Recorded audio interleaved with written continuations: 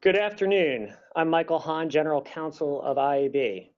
Thank you for joining today's webinar where we will be discussing the intersection of the California Consumer Privacy Act and the digital advertising industry. For the lawyers on the phone, continuing legal education credit is available. Please write down the CLE code, which I will provide partway through this call. A CLE form will be emailed to you upon completion. The California Consumer Privacy Act creates a new and broad set of rights for California consumers. The right to know what personal information relating to them is collected, the right to know whether their personal information is sold or disclosed and to whom, the right to say no to the sale of their personal information, and the right to access their personal information. Since the law was passed last spring and amended over the summer, there have been many presentations saying what the law says. Our goal today is to take the analysis a step further and focus on how the law applies to publishers, advertisers, DSPs, SSPs, exchanges, and others. We only have an hour, so we're not going to cover basic threshold issues such as the broad definition of consumers, what data is covered, and other nuances around notice requirements and rights requests. I'd like to point you to the appendix of our presentation, which will be made available and has more information on these issues. For our purpose, we're assuming your company meets the statutory threshold, has data that is covered, and has a lawyer who can review the details of things like the notice requirement. With that, I'd like to introduce our panel today. First is Alan Friel. Alan is a partner at Baker Hostetler. He focuses his practice on intellectual property transactions, regulatory schemes, and privacy and consumer protection law.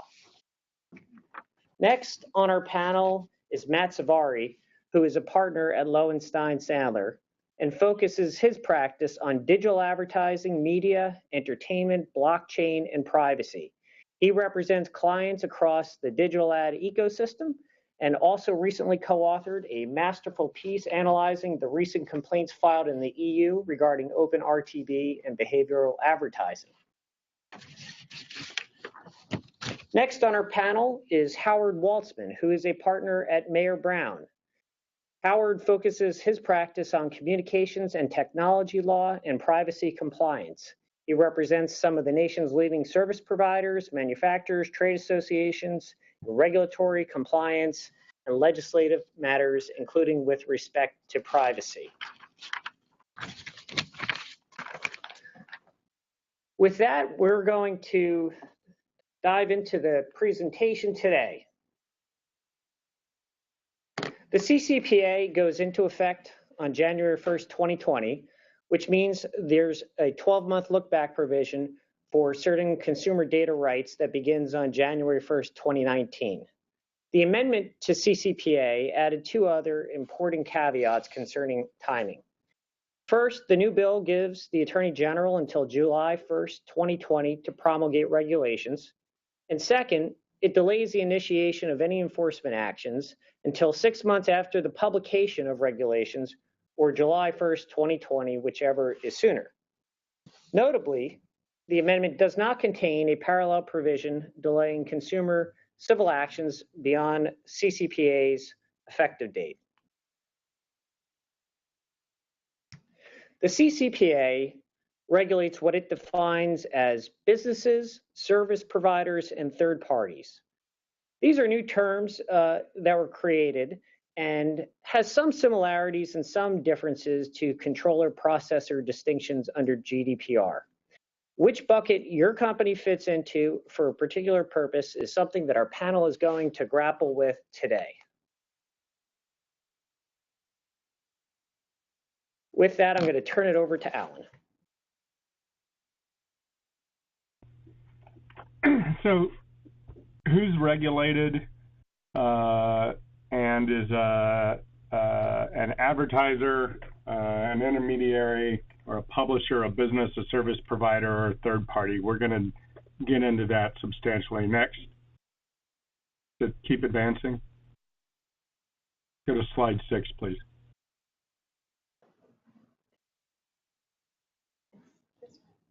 Next slide, please. Did you want 6 or 7? And then one more slide, please. Okay.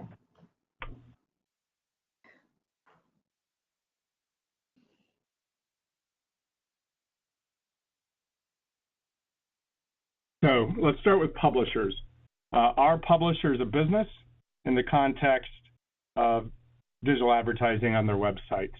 I think it goes without saying that most publishers are a business, at least for-profit operators of websites that are not merely serving a non-California intrastate business, because if you sort of break down the definition, 137 daily unique visitors to or transactions on a website would qualify.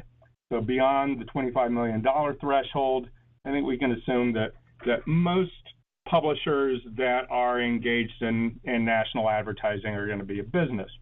Publishers collect personal information and in most cases control the purposes and means of processing that data. As will be discussed, others associated with an online service may also be a business. While the publisher may control site data generally, there may be instances where it does not control extracted data. For instance, if you look at the IAB 4A Standard Terms and Conditions 3.0, it deems volunteer data as the property of the advertiser, but performance data and site data as the property of the media company with contractual limitations on repurposing, in other words, controlling the data use. DoubleClick's DFP Small Business Standard Terms and Conditions, whereby publishers engage DoubleClick to serve advertisers ads, places responsibility for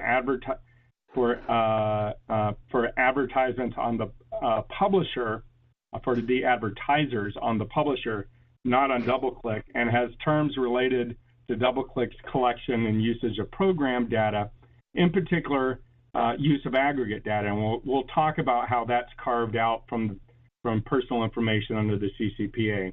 Matt and Howard will look more deeply into the status of intermediaries. So while a publisher is likely a business generally, for purposes of certain data collections, I submit it may not be the responsible business. It's hard to imagine situations, however, where the publisher is a service provider or a third party regarding site data. Also, to the extent it receives consumer data from off-site sources, it will likely be a business given the broad definition of collection. Next slide. Collection includes accessing or receiving data in any manner. Permitting or facilitating a third party's collection would not seem to be a collection, but any personal information obtained directly from the consumer or from a third party would be. But if collection is by a service provider or other vendor, even if not then later received by the business, will common law agency principles attribute the collection nonetheless to the business. This likely will turn on the contractual terms of the publisher's relationship with each third party that is collecting data via or in association with the site, and goes back to the issue of control. The concept of the principal controlling its agent. As will be discussed, whether the business has collected may impact on how the activity will be treated under a do not sell request, as well as the publisher's notice, transportability, and deletion obligations. Depending upon the activity and whether or not you treat vendors as your agent or have control over them equates to agency, a publisher may or may not have collected the personal information. Next slide. Even if the publisher is not deemed to have collected the personal information, does it nonetheless sell it by, quote, making it available for valuable consideration, which could arguably be facilitating activities that create ad revenue. Note, sell is not limited to data the business collected in the definition of sell at 140T1. However, the business's obligation to stop selling personal information after a do not sell request under Section 120D and 135A4 is limited to personal information the business collected. So applying a literal reading, it may be that allowing a third party to collect personal information is a sale, but not one that the publisher has to stop upon a do not sell request. Probably not the intent, but Title 1.8.1.5 is full of conflicts and ambiguities. Further, a party that processes personal information disclosed by a business for a business purpose is not a sale under 140T2C. The definition of sale excludes this disclosure to a service provider from what is a sale, and in doing so talks about a business purpose and restricts its use to the business purpose. But as will be explained, the definition of service provider and business purpose speak much more broadly in terms of multiple business purposes, including those of the service provider. As will be discussed, this is important as most service providers seek to use personal information, or at least de-identified or aggregate versions of it. And remember how broadly personal information is defined under CCPA, for example, device IDs, for their own purposes. If the disclosure is not a sale, there are only notice and information request obligations for the publisher and no opt-out for consumers of the data transfer. So it'll be in the publisher's interest to have as much of the personal information fall under service provider business purpose disclosure exceptions, both to get out of the sale rubric and thus the opt-out, and in addition to fall under the liability safe harbor for service provider relationships and misconduct under Section 145H. Also not a sale, pursuant to Section 140T2A, is a disclosure directed by the consumer as long as the recipient does not then sell the data. This could be the basis for an opt-in that takes the activity out of the definition of sale and thus would be unaffected by a do not sell request. But can the publisher rely on a contractual resale restriction, and is that practical given downstream sharing? A more clear exception, thus, is the 140T2C business purpose service provider usage. So how do we get to that? Under 140T2CI, to qualify, the business must give notice of the sharing in its terms and conditions.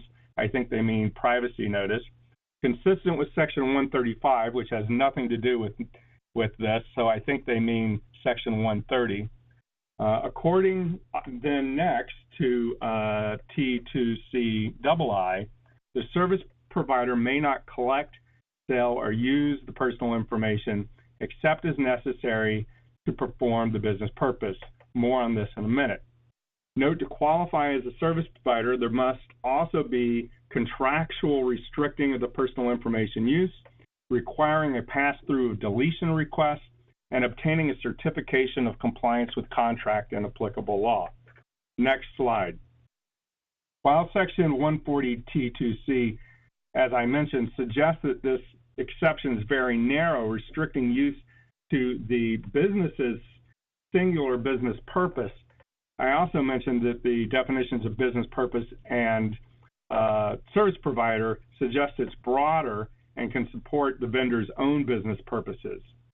The definition of service provider at 140V defines a service provider as a party that processes personal information on behalf of a business and discloses it of a business that discloses it for a business purpose. Disclosure is not defined.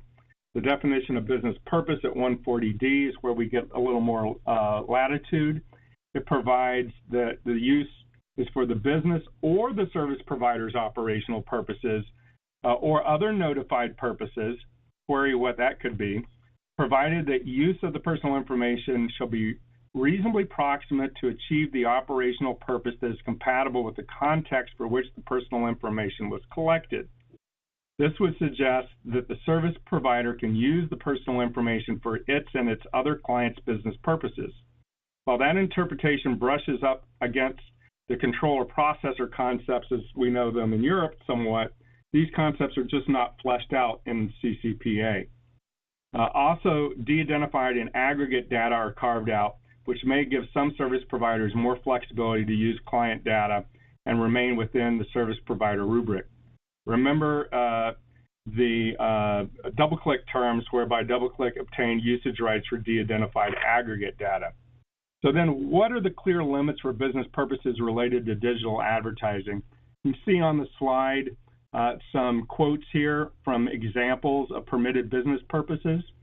It seems pretty clear that non-interest-based advertising, ADR, or in other words, ad delivery and reporting, as well as analytics usage for the service provider and its other clients would seem outside of the concept of sale.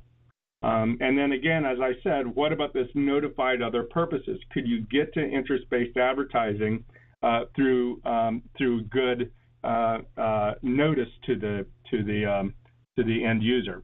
Assuming not, or that notice can't adequately be presented, disclosing or allowing the collection for digital advertising could be a sale, at least insofar as IBA goes, but I think not a sale for contextual advertising, analytics, or ADR.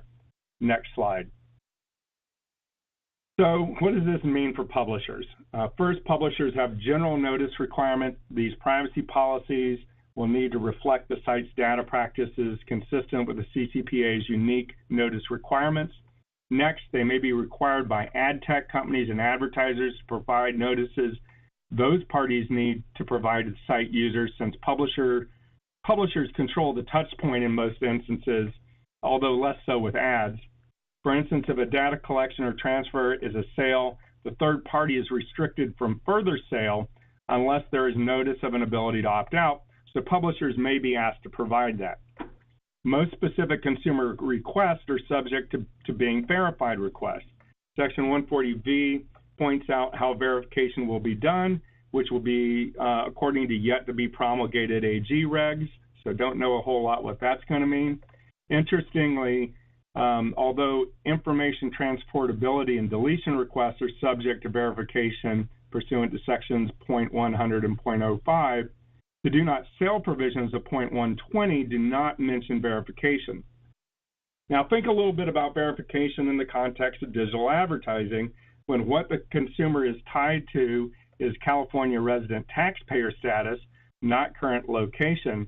And digital advertising data is tied to unique identifiers, not a direct identifier, device identifiers, for instance.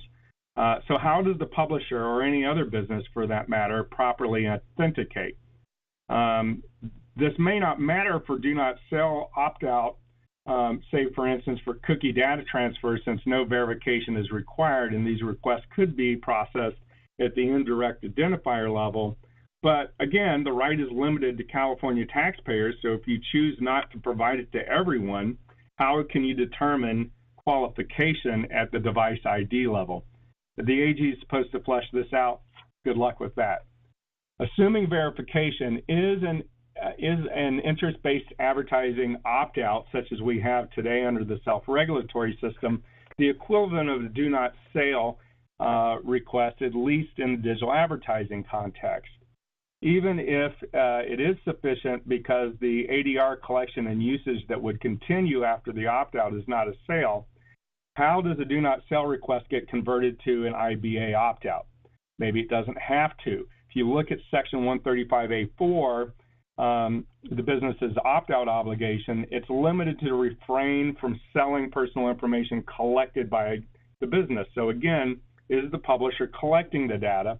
But keep in mind the agent principal issue as to collection. And also for children, the opt-in requirement is not tied to publisher collection. What about the deletion request and the requirement of requiring service providers to also delete?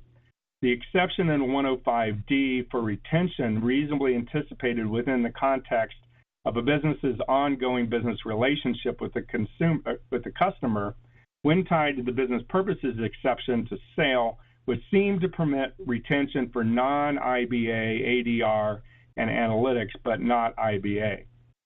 So what about just requiring consent to IBA as a condition of site access?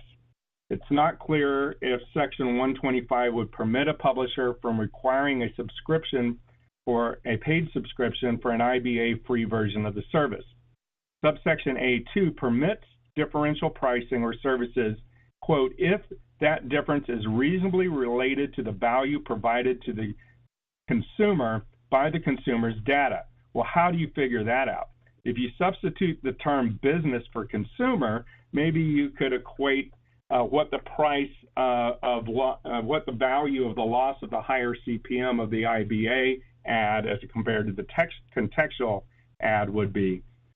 And remember, for under 16, consent is opt-in, so will this effectively keep interest-based advertising off of teen young adult sites?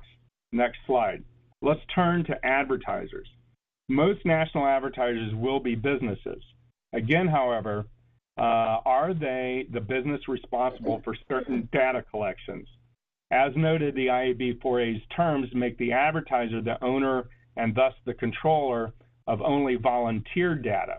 The double-click authorized buyer terms that provide for double-click to place an advertiser's ads on a cooperating publisher site includes an ad controller to controller set of terms that provides that the advertiser and DoubleClick are each independent controllers. It also places responsibility for data collection by other parties on the advertiser. So the advertiser is likely a business that collects personal information via ads, at least in some context. Again, it's hard to think how an advertiser could be a service provider in the context of its own self-promotion. Next slide. Whether the advertiser is collecting site user personal information turns on if the advertiser is collecting personal information in the context of the ad serving. Is the transfer of personal information from ad tech collection on the publisher's site collection by the advertiser because it's obtaining or receiving it by any means, namely the ad tech company that serves the ad on its behalf? If the ad tech company is doing the actual collection, is it thus doing it on behalf of the advertiser as its agent and the advertiser the principal? Next slide. Let's revisit the definition of sale. Okay, so the section I want you to look at here is the making available in particular. Is the advertiser selling personal information from whatever source to ad tech companies to facilitate the delivery and related activities because it's obtaining valuable information and services in doing so? I think arguably that could be, the answer could be yes. But if the ad tech is doing the collection and it's not attributed back to the advertiser, then there might not be a sale. If it is attributed, what can be excluded from the sale as a business purpose? Or again, could you rely on 140R2A to obtain an opt-in for disclosure as long as there's no downstream sales? Next slide.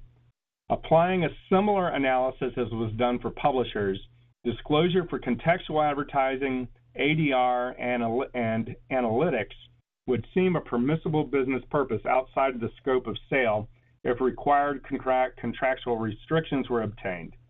IBA would not, however, seem to fall within that exception. Next slide, please. Advertisers' notification obligations and any notices required of them by vendors might be provided via an ad link or the obligation pushed down to the publisher.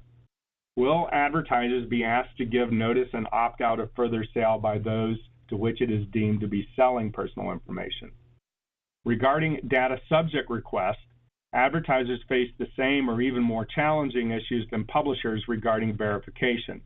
Though if you can't verify, you should not have to honor a request unless the AG regs provide otherwise. Remember, unlike GDPR consent that is on a data collection and usage basis, CCPA is far broader, and the opt-out is at the company and its similarly branded affiliate level, not a use case level. Thus, do not sell requests to advertisers not only have the effect of being company-wide and not limited to interest-based advertising, but would seem to cross all providers on an advertiser-by-advertiser basis and not be tied to particular providers. So how will this be centralized? However, practically, it may just not be feasible to tie IBA objections to the brand's general CRM or vice versa.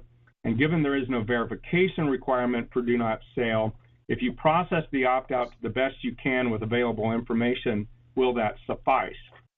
And as for data subject requests that require verification, if the consumer cannot be verified, shouldn't the request not be valid? At least it would seem the non-IBA contextual advertising, ADR, and analytics uses would not be a sale and should continue. As for the deletion demand in the context of the advertiser, the 105D10 exception for an ongoing business relationship would not seem to apply as clearly as it does for publishers. But what about the exception at 105D4, the exercise of free speech? Advertising is commercial speech. Having to delete data that would prevent completion of ADR might be an undue burden on commercial speech. Next slide.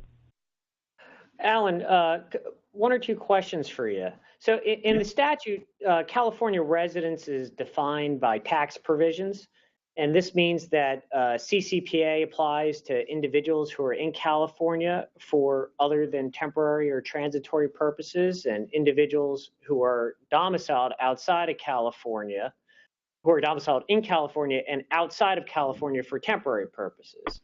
Now, businesses, of course, traditionally use IP address or perhaps even billing address to determine residency, not tax residency. How do you recommend publishers adjust to that change?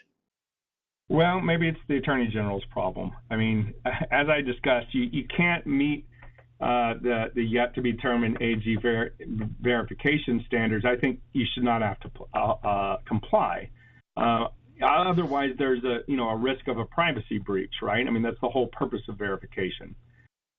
Remember, though, there's no verification requirement for the do not sell request, so you probably could apply a limited do not sell on a device ID basis. But that's how the self-regulatory program works today. But again, you don't have to. And so should you have to effectively provide this to non-qualifying end users? Ideally, we get some guidance from the AG either through the regs or an advisory opinion. The advisory opinion process, the Attorney General is trying to get rid of, but as it currently stands, is his obligation under Section 155. Thank you for that. And also, I've heard from a number of people in the industry with a question about whether there's ever a circumstance where de-identified data needs to be re-identified due to a consumer request under CCPA. Do you have any viewpoint on that? Yeah, well, that's carved out. The statute specifically provides that there's not an obligation to retain data that you don't need to retain, and there's no obligation to re-identify it to comply with a consumer request. Additionally, a consumer's right to request deletion is subject, of course, to a number of exceptions, and one of the exceptions is for information that is reasonably anticipated within the context of the business's ongoing business relationship with a consumer, or otherwise to perform a contract between the business and consumer. Is there something there for publishers to avail themselves of? Yeah, as I think I touched on, this seems to help publishers more than advertisers and the intermediaries, but maybe advertisers get there through extension for ad-supported sites. And then there's the First Amendment carve-out that I mentioned. Again, I think we really need more AG guidance on this. Okay, with that, we're going to turn it over to Matt Savari of Lowenstein Sandler. Thank you, Michael. If this were a video CLE, you would see that I'm still blushing from you calling my recent article masterful. No one has ever said that about my work product before, so it must be due to my co-author, Sandeep Kapoor's really good work on it. So I encourage everyone to take a look at it. So from my perspective, the critical issues that we need to look at for intermediaries, and we're defining intermediaries as all parties within the ecosystem other than publishers and advertisers. So SSPs, DSPs, networks, exchanges, DMPs, trading desks, etc. That's how we're defining, for the purposes of this presentation, intermediaries. So in going through the statute and trying to conceptualize, okay, well, what are the key components that intermediaries need to be thinking about as they navigate through this horrendous law? I've listed a few of the key definitional issues here, and the ones that I'm going to go through, Alan already went through on behalf of the advertisers and the publishers. I'm going to key in on three key ones: definition of business, definition of service provider, and definition of third party. Next slide, please. So the key questions are similar questions that Alan asked. Are intermediaries, are they businesses, are they service providers, or are they third parties?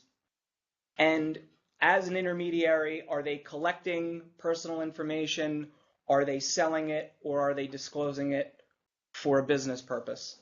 Next slide, please.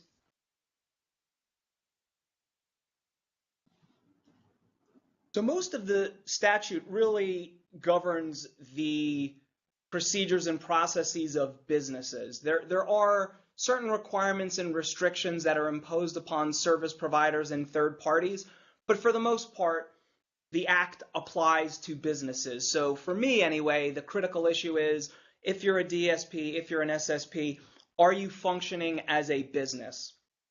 Alan already went through, and Michael already went through, some of the components of what makes a company a business. The one that I'm going to focus on, at least for purposes of this slide, are whether the company determines the purpose and means of processing the personal information. Now, unfortunately, purpose and means is not defined anywhere in the CCPA. However, if we look to the EU directive and the GDPR, we can see some things that, at least in the context of GDPR, are considered purpose and means. I've included a link here that gives, this is a guide from the Article 29 Data Protection Working Party for the directive. If you look on page 12 of that PDF, it gives a little bit of insight into what the EU considers purpose and means of processing data. They look towards what data is being processed, who determines what data is being processed, who determines how long it's been retained, who determines the third parties that can process the data and the purpose for which they can process it. Those are indicia of having the control over the purpose and means. Now, as Michael and Alan have already said, a business under the CCPA is analogous to a data controller under GDPR. So intermediaries, without there being a clear definition for purpose and means, and frankly, the definitions around business and service provider are a little muddy, our thought here is that the first thing that intermediaries, or really any party is going to do for that matter, is they're going to look at how they designated themselves under GDPR. And although that's not binding under CCPA, it'll certainly be persuasive in terms of how you view yourself, because the definitions are closely aligned. Next slide, please. So assuming we're gonna put a pin in whether or not an intermediary is a business, but again, if it determines the purpose and means of the data processing, and it meets the other qualifications of business that are set forth in the statute, an intermediary could be considered a business.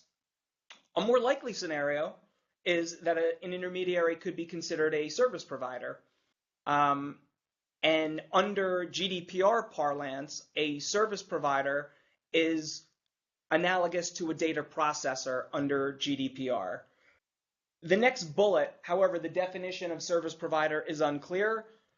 That's a gift, saying it like that. I mean, it is hopelessly muddy. Alan has already gone through some of the questions regarding service provider, and in preparation for this CLE, Michael, Howard, Alan, and I all went through and we had conversations. Okay, what does it really mean to be a service provider?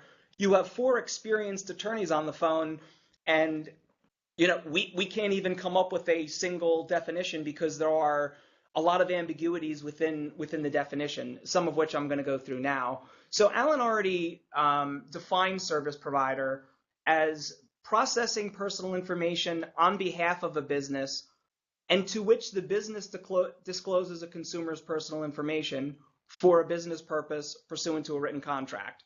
Okay, and there's more, right? So there could be a written contract, but that contract has to provide that the entity cannot use the data for anything other than performing its obligations for the business, or as Alan mentioned on slide 9, or as otherwise permitted by this title.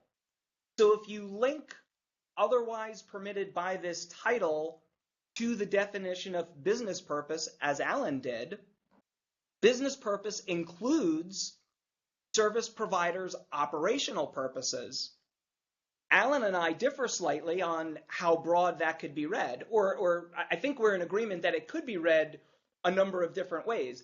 Alan's interpretation, as he said when he was on slide 9, was that could be for the service provider's operational purposes on behalf of the business for which it collected or processed the data, but also its other clients. I'm not sure. That is one reasonable interpretation, but could it also be limited to the service provider's operational purposes in providing services only to the business from which it got the data, right? So that's a big ambiguity, right? And those are the kinds of ambiguities that really make determining who you are in the statute very difficult. Next question. Next slide, please.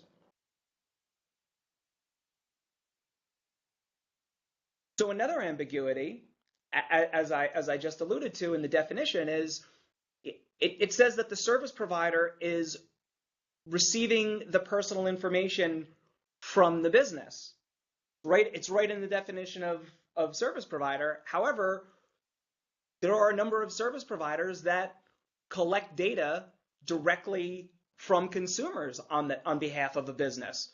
Does that mean that if the service provider collects information, personal information, directly from the consumer, or perhaps from another service provider, or perhaps from a third party, does that now take that company out of the definition of business? It's unclear.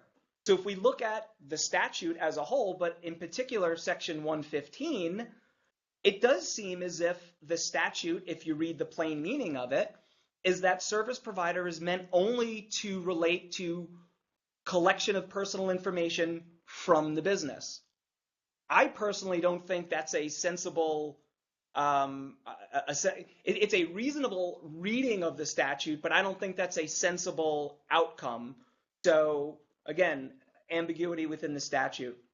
And also, if we look at the definition of business, I'm trying to be as linear as possible, but definitions refer to other definitions. But if you look at the definition of business, it includes or on the behalf of which such information is collected, meaning that a business and a service provider may intersect such that the information could be collected on behalf of the business by a service provider.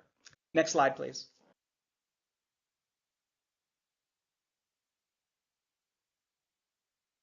As the statute defined service provider, it says that the contract, there has to be a written contract, and that contract can only allow the service provider to use it for purposes allowed under this act or to provide services for the business. Well, we all know, we're all in this ecosystem, we know that contracts between publishers and SSPs or brands and DSPs or any of these businesses with their service providers or third parties generally allow for the use of the aggregation and anonymization and the use of that data by the service provider, not necessarily in service of the business. So again, if the service provider is allowed to aggregate and is allowed to anonymize under GDPR, that is a processing activity, and you could argue that that is determining the means and purpose, or I'm sorry, the purpose and means of the data processing. So under GDPR, that could mean that that service provider, in anonymizing and aggregating the data and using it for its own purposes, is potentially a business or a controller under GDPR.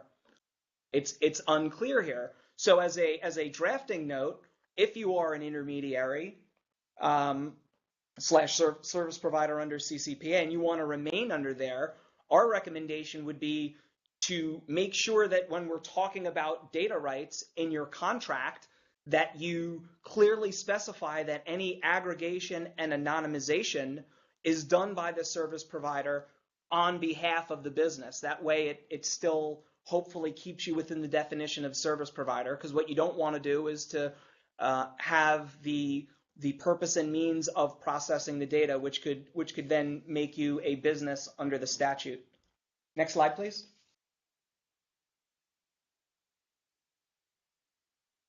So if the intermediary, let's just say, is not controlling the purpose and means of the processing and is not a service provider, what is it? Well, the only other option is third party.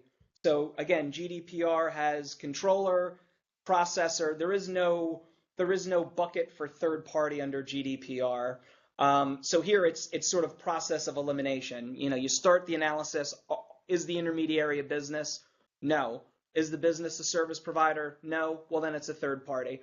One of the implications for third parties is that a third party can't sell personal information it's been sold from a business unless the business has published the opt-out notice and given the consumer the opportunity to opt out. That's in 115D. Ambiguity, though. What happens if the third party received the data from a service provider or another third party? There's no obligation under CCPA for the service provider to enter into any contract with the third party to ensure that it doesn't sell the personal information. So to Alan's point, does that get you into principles of agency where the business is now on the hook? So another drafting tip, if you're a business and you have an agreement with a service provider, you probably want to include a provision in the contract that precludes the service provider from selling the information to third parties, or at least put reasonable limitations on those sales. Again, there's no, or to the extent you allow any kind of disclosure or sale, you put certain parameters and indemnities around it. So a summation of the status of intermediaries, and Howard is going to get into what it means when you're a service provider and when you're a third party. From our perspective, it is fairly clear that if you're an intermediary, you're going to at least be a service provider, unless one of the exceptions that we talked about applies, in which case you're a third party. SSPs are likely service providers to publishers, DSPs to agencies and advertisers.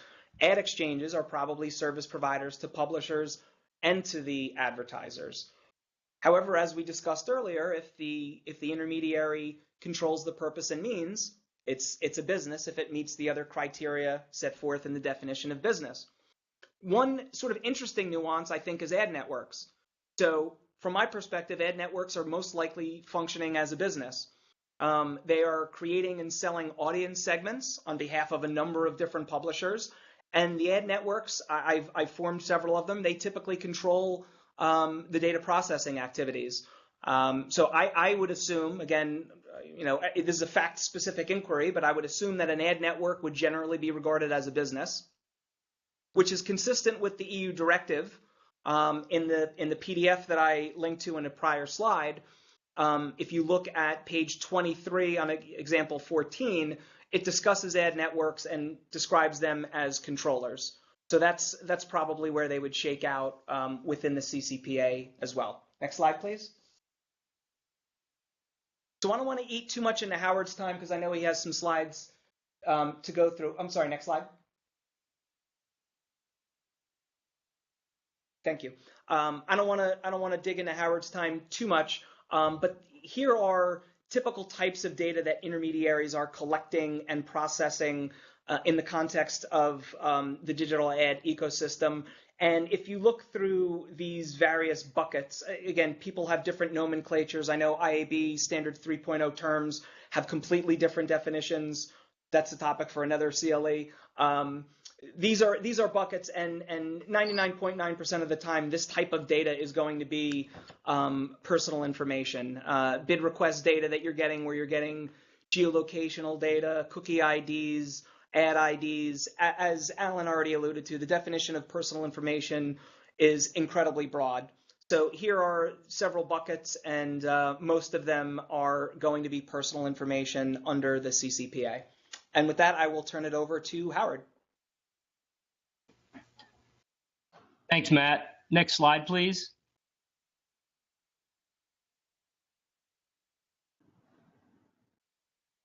I'm going to focus first on what happens if an intermediary is a business that collects personal information.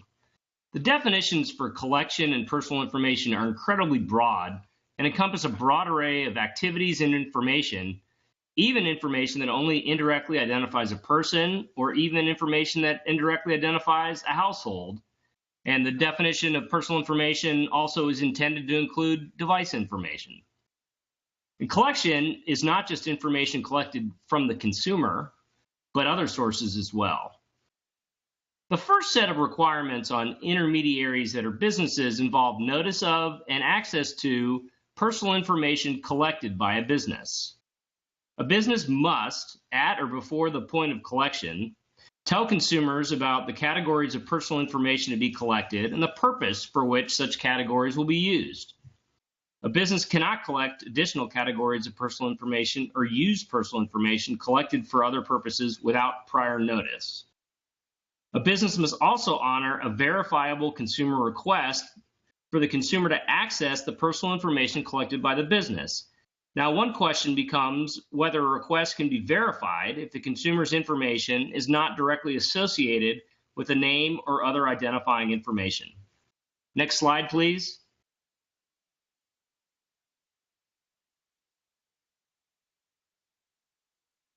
Businesses must also disclose a consumer's right to request deletion of personal information. And it must delete the information if the business receives a verifiable request. A business must also direct a service provider to delete the information or delete the information itself if requested by another business for which it is acting as a service provider. Next slide, please.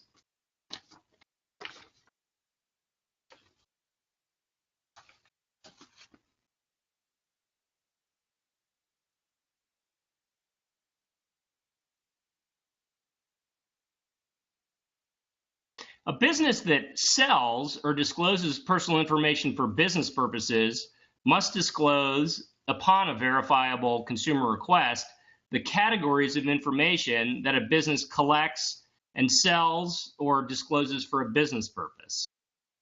Sale, kind of like with collection and personal information, is very broadly defined, as Alan alluded to. Even if you do not sell personal information, you probably disclose it for business purposes. Next slide, please.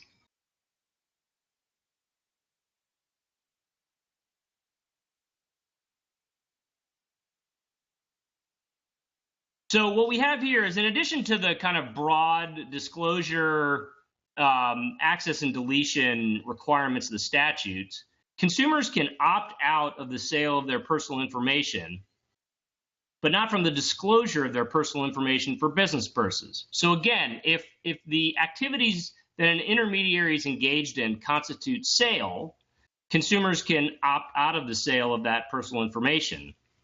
But if the activities only rise to the level of being business purposes, then the opt-out requirement does not apply. Next slide, please.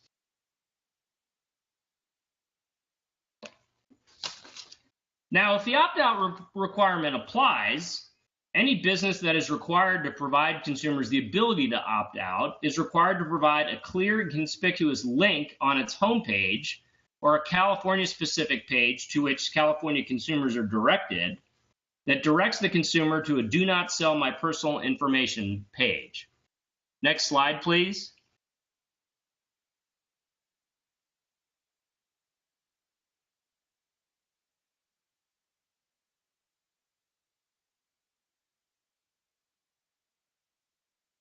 So there are potentially some exceptions to these general rules and requirements as they relate to intermediaries.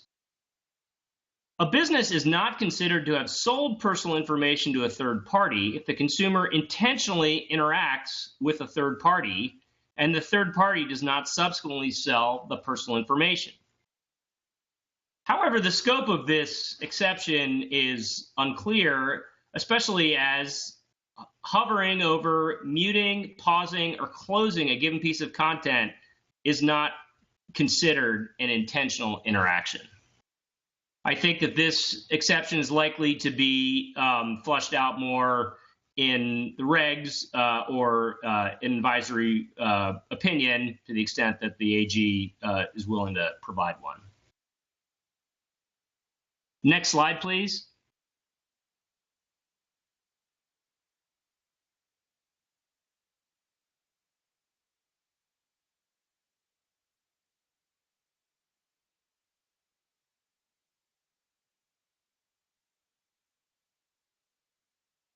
So the other next potential area of exceptions involve basically de-identified or aggregate information. The CCPA does not restrict a company's ability to collect, use, retain, sell, or disclose consumer information that is de-identified or in the aggregate consumer information. And the definitions for aggregate consumer information and de-identified appear to be mutually exclusive with the definition of personal information because the essence of both of those definitions is that they lack identifying information. However, they're not explicitly carved out of the definition of personal information in the statute, and this issue may need further clarification from the Attorney General, again, either in regs or through guidance. So to summarize, intermediaries are likely to face disclosure requirements related to what categories of information they collect, what they sell, consumers' right to have their personal information deleted, and their right to opt out of the sale of their information. These disclosures can thus precipitate actions by consumers to ask that their personal information be deleted or not sold. At this point, I'll turn it back over to Michael. Thank you. I have a couple of questions for you, Howard and Matt, but before I jump into those questions, it's now time for me to read the CLE code for the lawyers on the phone. The code is 130115. That's 130115. So, Howard, the law provides consumers with the right to request specific pieces of personal information it has collected about them. Do you have any advice on how to provide that in light of the fact that PI is defined broadly to include information that could, quote, reasonably be linked directly or indirectly with a particular consumer or household? Yeah, Michael, I mean, that is going to be an extremely challenging implementation and compliance issue. As I mentioned, and as you just quoted from, the definition of personal information includes information, that directly or indirectly identifies not only a consumer, but a household. And it also includes device identifier information. And when you break down the kind of litany, almost kitchen sink of information included as an illustrative in the statute, it's a huge amount of information. So if a consumer requests the specific pieces of information, you're potentially looking at, a voluminous amount of information to provide. I think this is likely to be an area that the Attorney General's regulations are going to have to address. It could also be addressed through guidance, but it seems to be kind of a prime area for the regulations to cover. Now, I mean, one interesting thing, and obviously everybody should be making a good faith effort to comply with the statute, but in terms of violating the statute, there is a provision that basically gives you the ability to kind of cure, to address any violation within 30 days. So I would strongly encourage companies to make a good faith attempt to interpret the information that is within the scope of this definition, which again, figuring out what indirectly means and what it means, not just for an individual, but for a household, not just for a household, but for devices, is incredibly challenging. But again, even if the regulations are not clear, make a good faith attempt to comply. And, potentially, I mean, I don't see how this is not going to be an issue that the Attorney General is either going to have to sort out through regulations or through enforcement actions. Thank you for that helpful answer, Howard. Matt, I have a question for you. So ad tech companies are routinely disclosing ad IDs and IP addresses and other associated data for business purposes to buyers like DSPs and such. But they wouldn't really consider that to be a sale of data, but merely a disclosure for business purposes. And many in the industry are beginning to interpret the broad definition of sale to apply to all sharing of data, which would attach additional obligations. What's your viewpoint on that? So we've fielded this question from clients as well that are concerned over the breadth of the definition of sale, which includes basically every gerund under the sun, right? Selling, renting, releasing, disclosing, disseminating, name the verb and it's in the definition of sale. So as you said, it is a very broad definition. However, there are important carve-outs, and the carve-outs, both Howard and Alan touched on them. Alan touched on them on slide 8 in his presentation, and Howard on slide 33. So if we're talking about a business, right? So if the business is the one who is sharing the data, and they're sharing it with a service provider, and that sharing is for a business purpose, and the two conditions in the definition of sale under 2C apply, that would not be a sale. And that's what Alan went into earlier, where, and I'll just read it in case people don't have the statute in front of them. It's not a sale if the business uses or shares with a service provider. That's a key. It doesn't say third party. The business uses or shares with a service provider personal information of a consumer that is necessary to perform a business purpose if both of the following conditions are met. The business is given the opt-out, and the service provider no further collects, sells, or utilizes that personal information. So that's a big exclusion. So if the business is giving it to the service provider for a business purpose, and those two conditions apply, it's not a sale. However, as I just read, it only applies to service providers. So if the disclosure is to a third party, even if it's for a business purpose, again, just reading the plain meaning of the statute, it's a sale unless the exception in 2A applies, which is what Howard just went over, right? Which is if the individual intentionally interacts with if the end user intentionally interacts with the third party. And we don't really know what that means. We know that hovering over something is not intentionally interacting, but what if you opt in to cookies? What if you actually click on an advertisement? Is that intentionally interacting with the third party, pursuant to which the business can now provide the information to that third party, and it's not a sale?